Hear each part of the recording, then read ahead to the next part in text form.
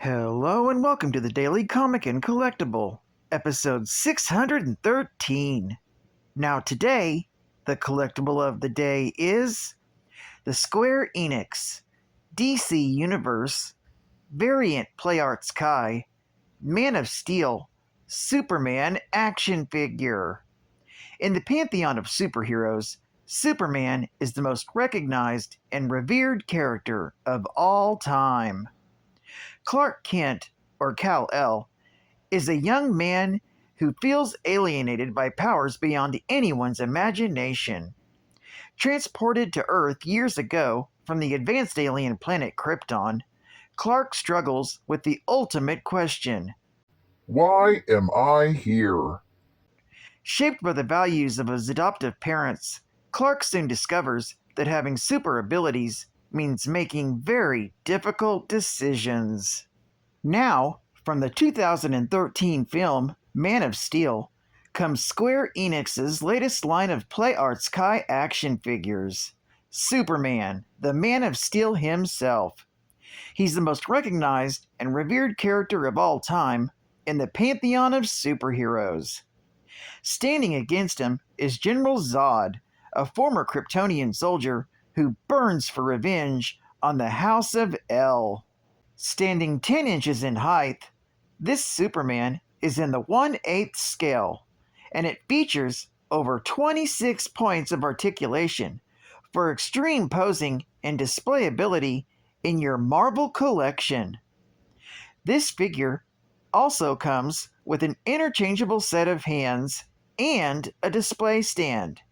This figure comes in a collector-friendly 5-panel window display box and was released by Square Enix.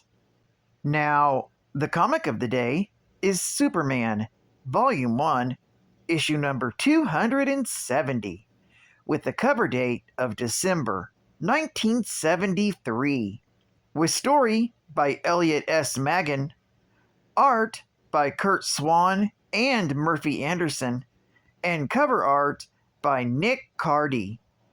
This issue contains 2 stories, The Viking from Valhalla and I Can't Go Home Again. The Viking of Valhalla opens when Valdemar of the Flame comes to Metropolis to visit Superman. He lands on the Galaxy Communications Building and leaves his Golden Falcon, Skagerrak, there as he jumps down. Valdemar, unaccustomed to elevators, climbs the elevator cables 20 stories to see Superman. But the Great Falcon is outside, disturbing some airplanes. Valdemar and Superman goes outside to stop him. They quickly return the bird to his perch, but Valdemar suddenly gets dizzy. He passes it off as nothing, but looking below, he spies a dragon that he must stop. But in reality, this dragon is merely a city bus, and Valdemar is hallucinating. Superman decides that he must stop Valdemar from attacking the city bus. But Valdemar sees this as an attack and fights back against the Man of Steel.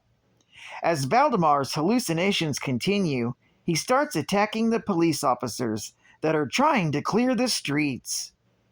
As the fight continues, Superman theorizes that Valdemar's condition is a combination of culture shock, pollution, and atomic fallout from the nearby city of Woodrow. Superman bores down into the earth and releases a blast of hot air onto Valdemar. The hot air raises the Viking above the city into the fresher air and knocks him out in the process. When he comes to, he's in an oxygen tent at a hospital. His senses are now fully recovered. He soon dresses and makes a brief statement to the throng of curious reporters outside his hospital room door. He then rides off into the sunset on his Golden Falcon Skagerrak. I Can't Go Home Again opens with Clark Kent returning to Smallville for one last visit before the plans and construction of a new highway that go right through the Kent family home. Meanwhile, Pete Ross, now a geological surveyor, remembers the night he found out Clark was Superboy and swore to keep his secret, yet never tell him that he knows. This is why he recommended the highway be put through the Kent home, to destroy any remaining evidence of Clark's double identity there. Pete goes for one last survey and finds Clark at the Kent home. After meeting up with Clark, he realizes Clark had taken care of any evidence that remained and wished he could keep his childhood home, causing Pete Ross to completely regret his decision to recommend its destruction. Clark then leads Pete to a cave behind the Kent property and helps Pete to discover Native American artifacts and even artwork on the cave walls, which gives Pete the reason to save the Kent property. The next day, Clark gets a call from Pete telling him that the Kent property will be declared a historical site. The road will be diverted, and he will still own the Kent home. Pete ends up discovering that Clark is as genuine a human being as Superman. These stories are continued in Superman, issue number 271.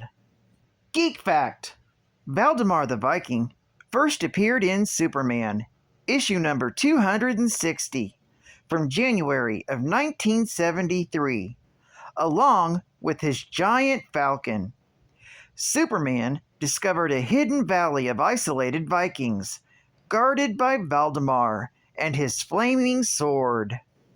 Bonus Geek Fact: This version of Valdemar of the Flame, including all history and corresponding appearances, was erased from existence following the collapse of the original DC multiverse in the 1985-86 Crisis on Infinite Earths event, and later restored following the rebirth of the Infinite Multiverse during the Dark Crisis of 2022 and 2023. Advertising Ad Fact: Peter Rebson drives this car. You can drive this one.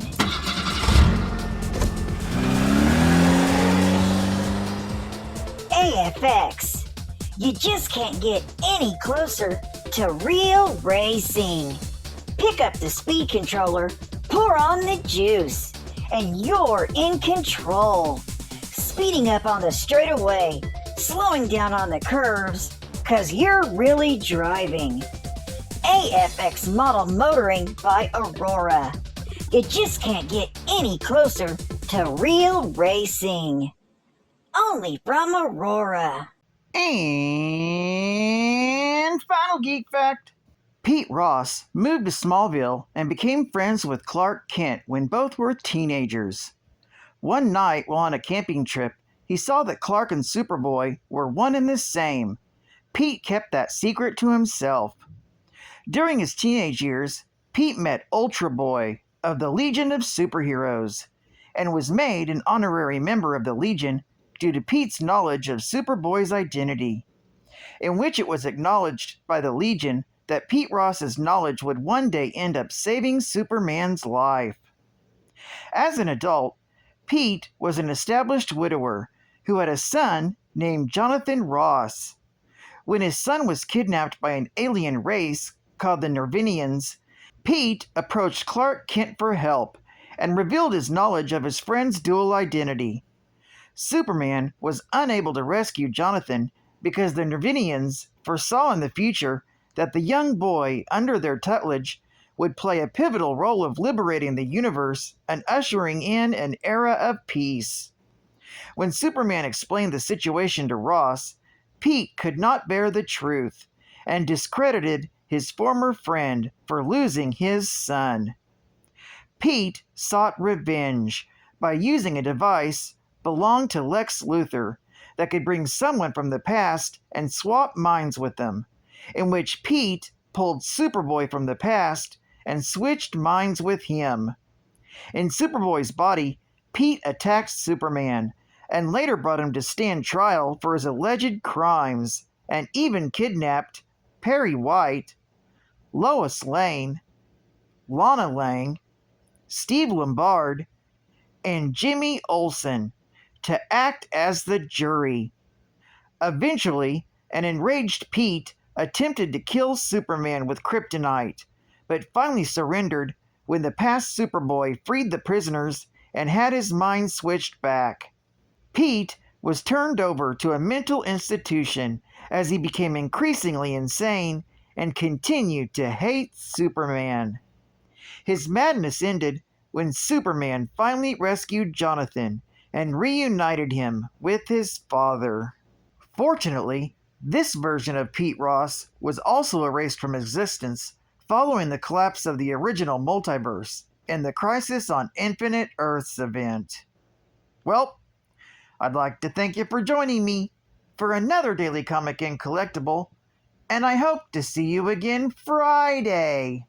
This is Catban Comics Man, and I'll catch you on the flip. Over and out.